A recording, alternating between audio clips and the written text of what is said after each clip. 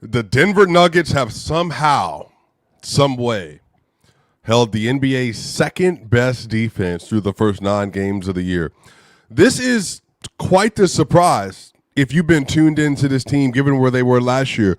We're going to talk about what changes have been made that have helped them be able to reach such a heights. Jokic somehow keeps getting better. Every year it feels like, okay, this is the season. This is his best year. Surely there's not an up from this, but somehow he continues to master the sport. Also, Cam Johnson might not be hitting three-pointers, but he's doing a lot of really high-level things that's helping this team out. Yo, we got so much to get into. This is Swiper, and this is Locked On Nuggets.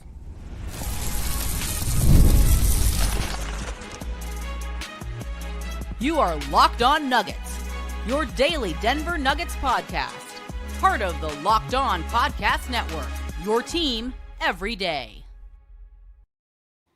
What's going on, y'all? Welcome to Locked On Nuggets. This is your daily Denver Nuggets podcast. I'm your host, Swiper. So glad to be here with you today for another solo episode. This has been a great start to the season for your Denver Nuggets. There's a lot of really great basketball that's taking place around the league as well. Shout out to the Detroit Pistons, man. You want to talk about a team that's rising from the ashes year by year by year, continuing to play high-level basketball. Man, the Denver Nuggets, man, they're looking good. They're playing well. They're playing aggressive. And I think there's a lot of things that we can take away from just the first 9 games of the year.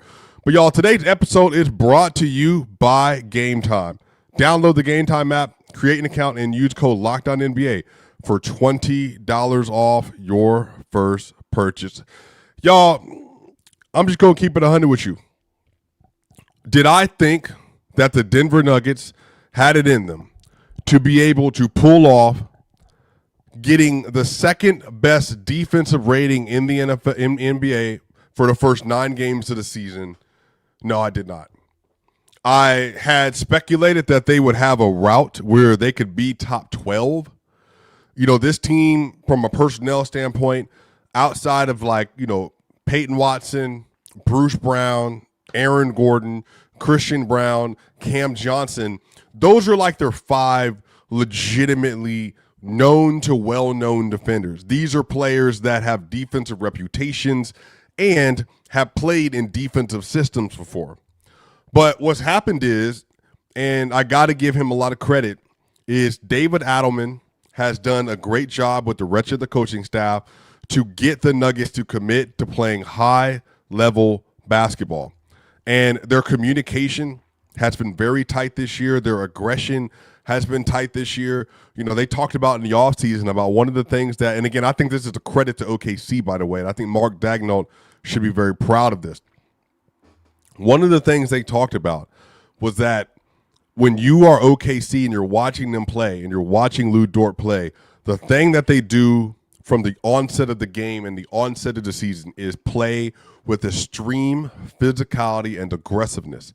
So then they said that we need to embody some of that, and we need to pick up now when we're guarding our man, instead of meeting them right after half court, we're going to try to meet them a little bit sooner, because the more pressure you can put on a defense, on offense from the opposite end, then the better set your defense can get, but also you can dictate terms a little bit.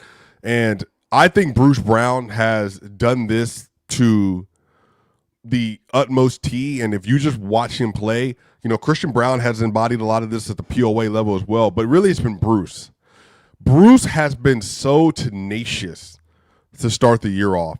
Like, if you watch the Pacers game, Bruce Brown, man, he is navigating screens around Andrew Nembhard, honestly, in ways that we've only seen a couple of times in Denver. Bruce Brown did it in 2023. KCP did this for the years that he was with Denver. And then you had Russell Westbrook. Now, when Russell Westbrook was healthy and when he felt good, you know, he was like getting in your chest. I think a lot of people remember in the playoffs last year versus SGA, you know, he had that possession versus SGA where he was just like right in his pocket. And then I think it led to a 24-second violation and ended up getting the ball back to Denver. But I think if you watch the way the Nuggets are playing, they're setting the tone quicker up the court. But I think Jokic, but Jokic deserves a lot of credit for this too, because one of the things that's going to always be a common theme for this team, if Jokic is playing well defensively, the team is playing well defensively. If Jokic is playing bad defensively, the team is playing bad defensively. He gets the blame when the team is falling apart because he's a center. He has to move his feet. He has to rotate. He has to protect at the rim. He has to be one to come up on pick and roll. He has to be one to play drop. When you're playing zone, he has to be able to move on the weak side, back line, all that. So it's imperative for him. And shout out to Jared Dudley and JJ Barea. You know, they came as new addition to the Denver Nuggets coaching staff. And one of the things I love that the Nuggets have done this year is outside perspectives. When you are a company or you're a business and you're trying to figure out, well, how does my business grow? How does it get better? One of the things you should do is you need to have people you trust, outside evaluators, come in and tell you, hey, this is what you're doing. These are the things you're doing well, but these are the things that you need to be improving on. And I think Jared Dudley, JJ Barea, John Wallace, they all came from outside the organization. And I think their outside perspectives on what the Nuggets were doing and why they were working and why they weren't working, I think that had a lot to do with why the Nuggets are playing as well as they are defensively. Now, if you look around the league, so if I'm looking on dunks and threes right now, so defensive shooting efficiency, so like how well you're allowing your opponent to shoot to start the year off. The Detroit Pistons are number one in the NBA right now, 50.1. You know, Sar Thompson and Jalen Duren are anchoring that defense. They're doing a great job. Then you got OKC. They're number two in the league. They're only allowing the opponent to shoot a 50.3% effective field goal percentage. Again, that defense is all-time great. This is back-to-back years of all-time great level defense. But then if you look at Denver, Denver is third, and they're only allowing opponents to shoot 50.4% effective field goal percentage. Now, if you look at the how and the why, the Nuggets are 13th in rim defense this year. Now, that will maybe continue to go up as they really continue to narrow down their schemes that they're executing. The Nuggets this year, they are 12th in mid-range defensive efficiency allowed. But the thing that they're excelling at, they're doing better than anybody else in the league at, is three-point shooting percentage. The Nuggets are only giving up, allowing opponents to shoot 30.6% from three this year. Now, again, a lot of that is like shot variance, but this is why this is important. Because when you play drop and you're playing a hedge coverage, you have to, by any means necessary, not allow for opponents to break you down in the middle of the floor and in the corners. Because when you're trapping, they're naturally going to find the weak point. And the weak point is going to be when you have a roller in the middle of the floor. And then because your defense has to converge, basically play 3-on-4 behind the hedge, you then have the corners that are open. So you have to be able to sprint out to those corners and close and contest at a fairly high level. But then also the Nuggets are playing zone. And in these zone coverages, they're not doing super great, but what they are is they're varying up the looks and the coverages that other teams are seeing.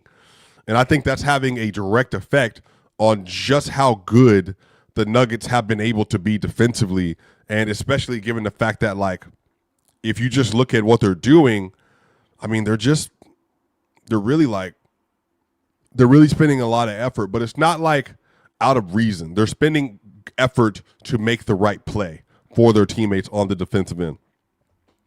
And so I'm looking right now on Synergy and just looking at, like, on the defensive end, the play types that they're defending the most so far this year on the defensive end.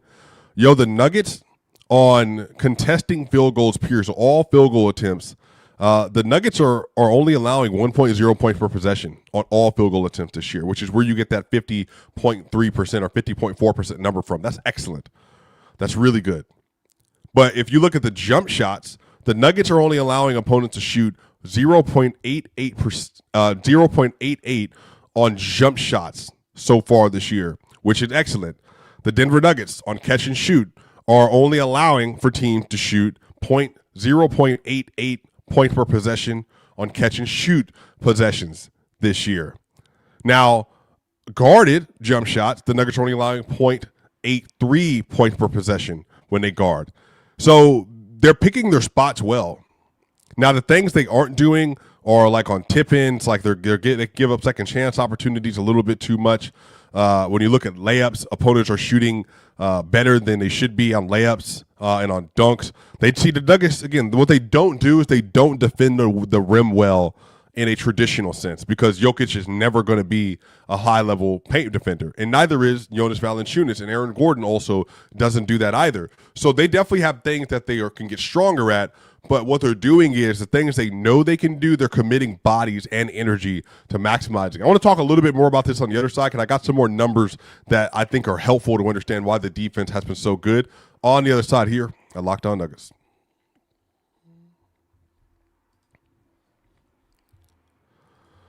The NBA is back, and there's no better place to get on the action than FanDuel, the official sports betting partner of the NBA. Even if you missed the start of the game or want to ride the hot hand, FanDuel has live bets on everything from who will score next to fourth-quarter comebacks. Plus, you can even combine your live bets into a same-game parlay for a shot at a bigger payout. It keeps every game exciting, especially when your team's making that late push. So right now, FanDuel is giving new customers $300 in bonus bets when your first $5 bet wins. So head to FanDuel.com to sign up and play your game with FanDuel, the official sports betting partner of the NBA. If you're still overpaying for wireless, it's time to say yes to saying no. At Mint Mobile, their favorite word is no. No contracts, no monthly bills, no overages, no hidden fees. No BS. I said yes to making the switch and getting premium wireless for just $15 a month. Mint makes it simple. All plans come with high-speed data and unlimited talk and text delivered on the nation's largest 5G network. You can even bring your own phone and keep your same number and contacts. Now, again, when you use Mint Mobile, one of the great things about it is you get the same quality service you had before, but for a fraction of the price. And the setup is super easy. You keep your number, and then you just get up and running in minutes. So are you ready to say yes to saying no? Make the switch at mintmobile.com/LockedOnNBA. That's mintmobile.com/LockedOnNBA. Upfront payments of $45 are required, equivalent to $15 a month. Limited time new customer offer for the first 3 months only. Speeds may slow above 35 gigabytes on a limited plan. Taxes and fees are extra. See Mint Mobile for details. We'll be right back for more here on Locked On Nuggets.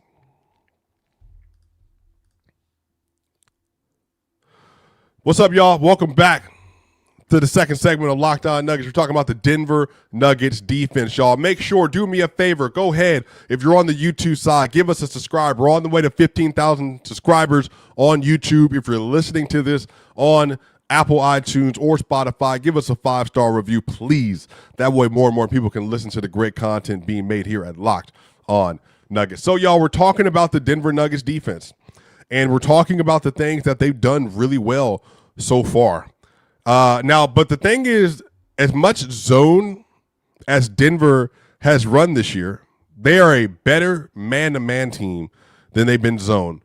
On field goal attempts versus zone this year, they're giving up 1.17 points per possession. Not great, but again, versus man coverage, they're only giving up 0.99 points per possession on field goal attempts. So that's like, again, a big difference, but you still need to be able to implement the zone. In part because you just want to make sure you can find more and more ways to stop the opponent depending on the type of coverage that you're seeing.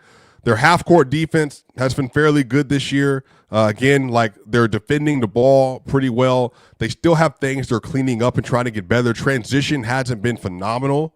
But, look, the Nuggets have made clear strides at the defense. And it's impressive, you all, nonetheless, that, again, we're almost 10 games into the year, and they're still allowing less than 109 points per possession each game. Like, that's insane. Like, their defensive rating is 108.1. So as we get further into the season, that number is likely going to continue to go up. But if the Nuggets can hover around top 10 all year, that is going to put them in a very advantageous situation down the stretch. Because what is happening on the other end is the Nuggets offense is cooking. It's absolutely frying so far this season. And a lot of that, y'all, just quite simply has to do with Nikola Jokic. Nikola Jokic is having his best season that he's ever had.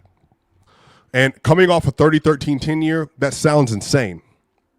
It sounds insane to think that coming off of a year in which he averaged 30, 13, and 10 and 2, that this is the basketball that we will be getting at this point.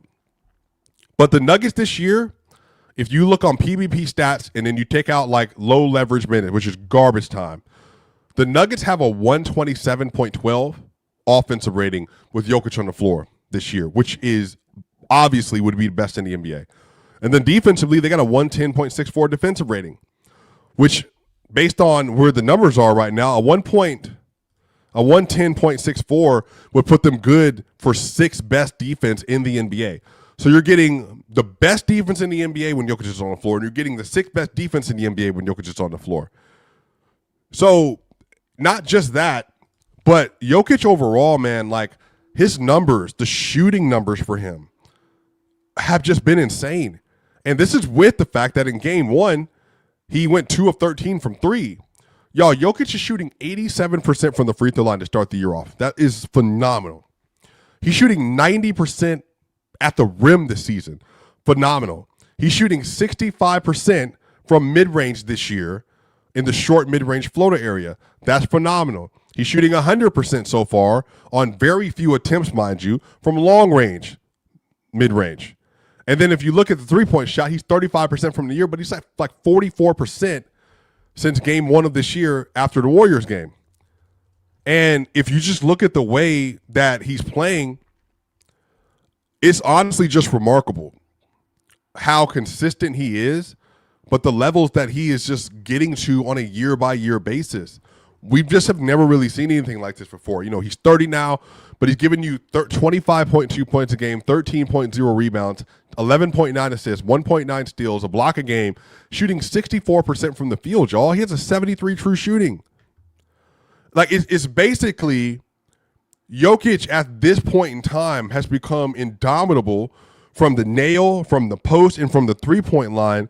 And as he's kicked up his scoring, Jokic just got the NBA Western Conference Player of the Week. And in this stretch where the Nuggets went 4-0, Jokic averaged 31.3 points per game, 13.3 assists, 11.3 rebounds. He averaged 2 more assists than he did rebounds, 2 steals, 1 block. He shot 70% from the field, 47% from three, and 87% from the line for a 79 true shooting, y'all. Like, what are we doing? It doesn't make sense. It doesn't make sense that Jokic is constantly doing anything and everything within his power to get better, and it's manifesting itself with actual on-court play.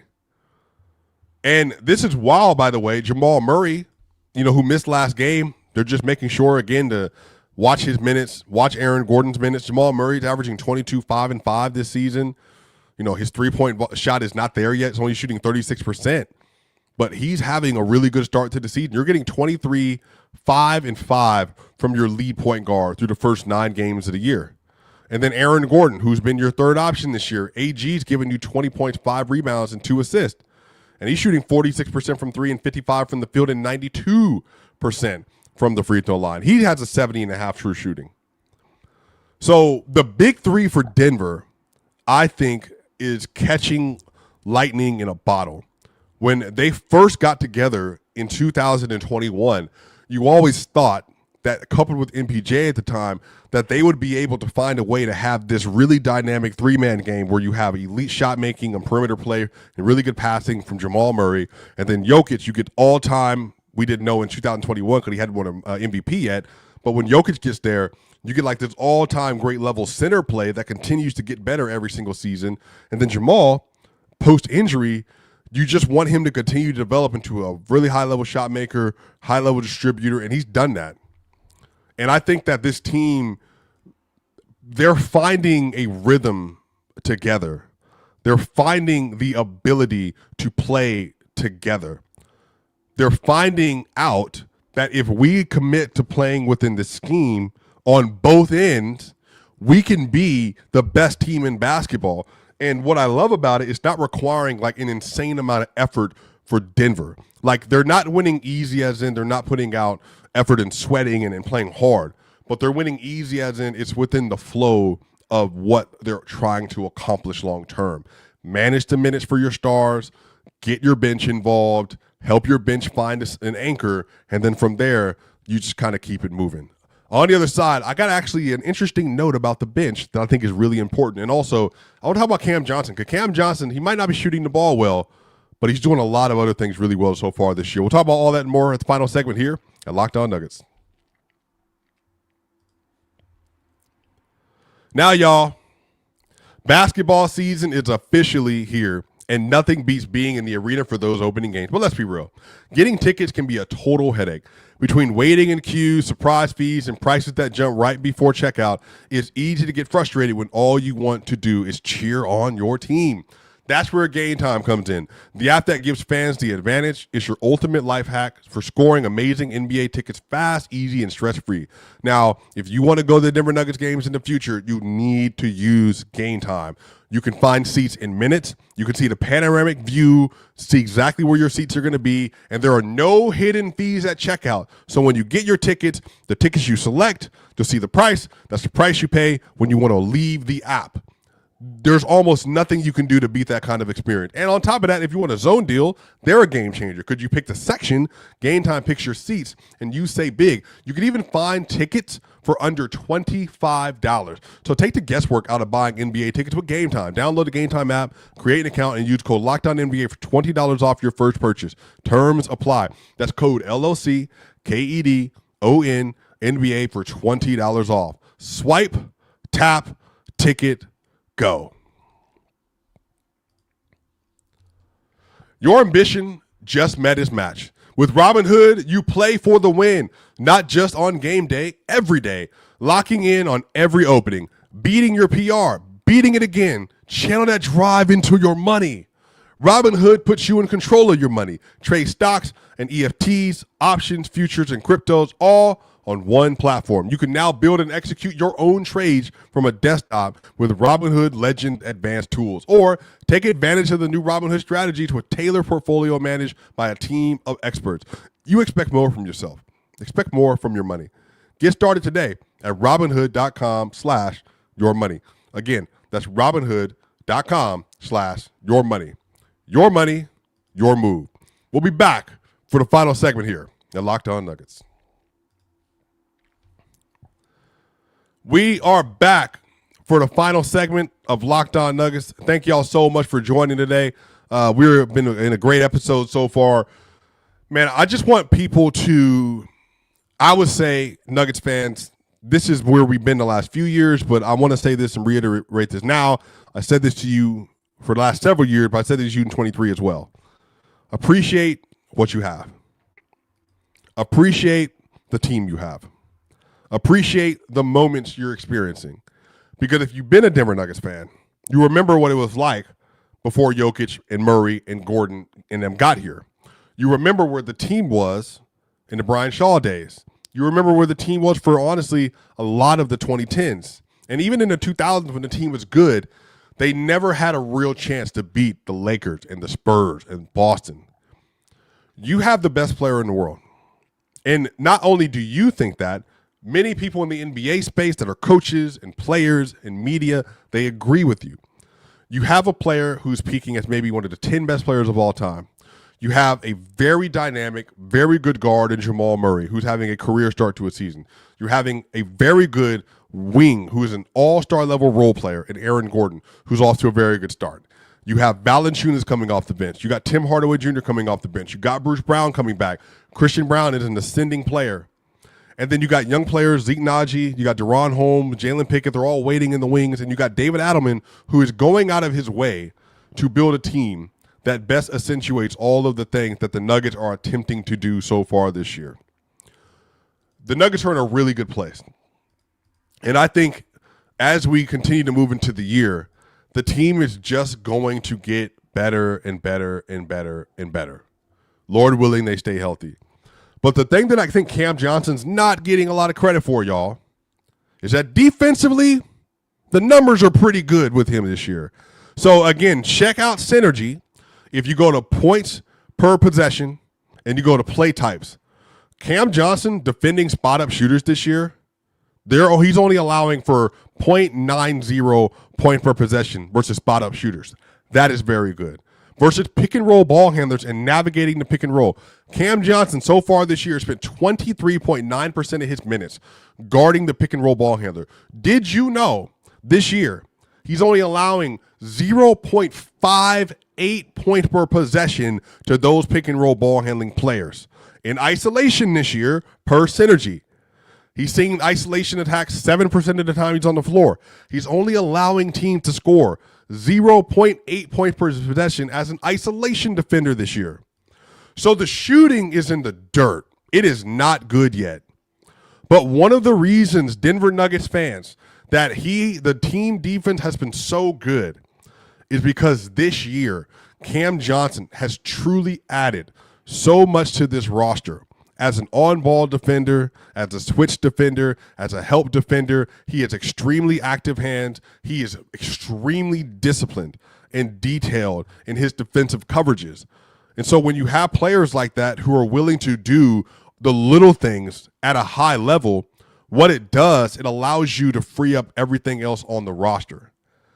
And I am just so impressed with the level of IQ and effort that he's showing and the trail position that he's in, because even as I'm watching one of the clips now, when they played versus Andrew Nembhard, there was a possession where Andrew Nembhard got an empty side pick and roll at 104.86.